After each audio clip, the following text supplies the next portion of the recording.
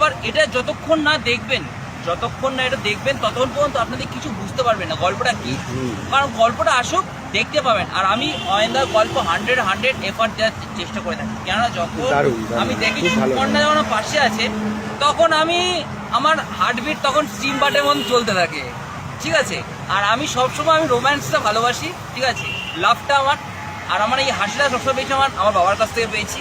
ফলে আমি সবসময় স্টেপিংটা যখন ফেলি আমি দেখিনি ডিওপি অয়েন্ডয় আছে নাকি, কারণ ডিওপি অয়েন্ডয় যদি থাকে তাহলে আমার কোনো চিন্তাই নেই, কারণ অয়েন্দা যে জায়গাটা করতে পারে আমি অন্য কোনো ডিওপির কাছ থেকে পাই না। থ্যাংক ইউ অন্য কোনো ডিওপির কাছ থেকে পাই না, যেটা আমি সুভাষ কোলের কাছ থেকে পেয়েছি, অয়েন্ডয়ের কাছ থেকে পেয়েছি, যেটা স্পষ্ট কথা খুব ফ্রিলি ভাবে, যেটা স্ক্রিপ্টের ভাষায় যেটা বলতে হয় সেটা না, নিজের ভেতর থেকে যে ফিলিংসটা, যে এক্সপ্রেশনটা, সেটা হওয়া দরকার।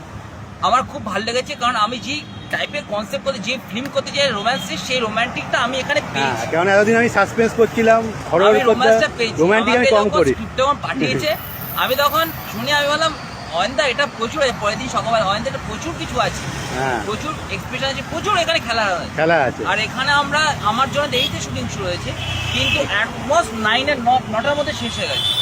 9টার মধ্যে আমরা শেষ করি, আমাদের 9টার মধ্যে শেষ করে দিয়েছি। এটা একটা খুব ভালো ঠাকুরের আশীর্বাদ। তোমরা এত ভালো অভিনয় করেছো।